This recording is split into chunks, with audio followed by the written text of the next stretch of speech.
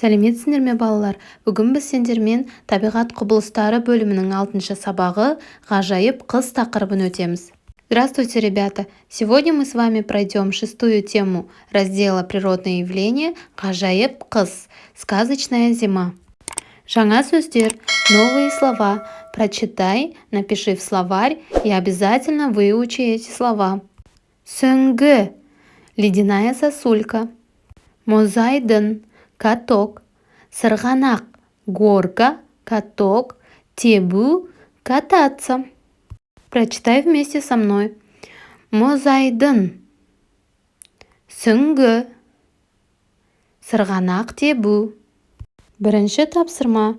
Сөз тіркесін құра, берілген сөздерді қолдан. Первое задание. Пункт А.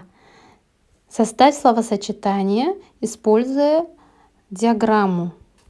Салқын күн, бұлтты күн, боранды күн, аязды күн, қысқа күн, ұзақ күн, жылы күн, жаңбырлы күн.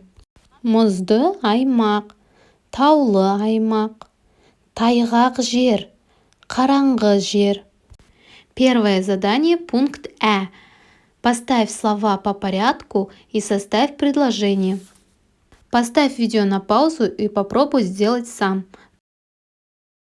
А теперь проверь себя. Екінші тапсырма. Аса, тым, өте сөздерін қатыстырып, берілген сөздермен сөйлем құра. Второе задание. Используй усилительную степень прилагательного и составь предложение с этими словами. Поставь видео на паузу и попробуй сделать сам. Примерно такие предложения у тебя должны выйти. Третье задание. Ответь на вопросы. Используй в своем ответе эти слова: таза ауа, әдемі, әппақ, боран, аяз, жел, қатал, тағы да басқа. Бірінші сұрақ. Қыста сен үшін не әдемі? По-твоему, зимой что красиво? Екінші сұрақ. Қыстағы табиғат қандай? Природа какая зимой? Үшінші. Қыста қандай ойындар ойнайсыңдар? Зимой в какие игры играете? Төртінші, четвертое.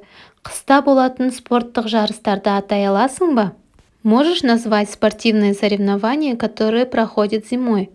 Қысты не үшін ұнатасың, немесе ұнатпайсың? Почему тебе нравится зима или же не нравится? Алтыншы.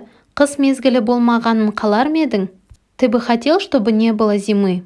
Жетінші. Қыстың адамға пайдасы қандай? Какая польза зимой людям? Поставь видео на паузу и попробуй сделать сам. Примерно такие ответы у тебя должны выйти. Теперь проверь себя.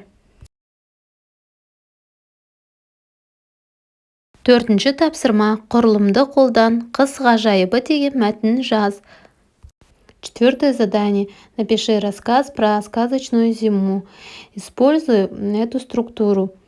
Например, вы должны начать «Қыс ғажайып мезгіл», оның табиғаты ерекше сұлу. И дальше продолжить. «Қыс ғажайыбы». Рассказать про қыстың қатал мінезі, про суровый характер зимы, и қыстың сұлу табиғаты, про красивую природу. В конце сделать вывод. Қорыта айтқанда, қыс маған өте ұнайды. Қыс мезгілін жыл сайын асығып күтемін. Осымен біздің сабағымыз аяқталды. Келесі сабақта кездескенше сау бол. Спасибо за внимание. До свидания.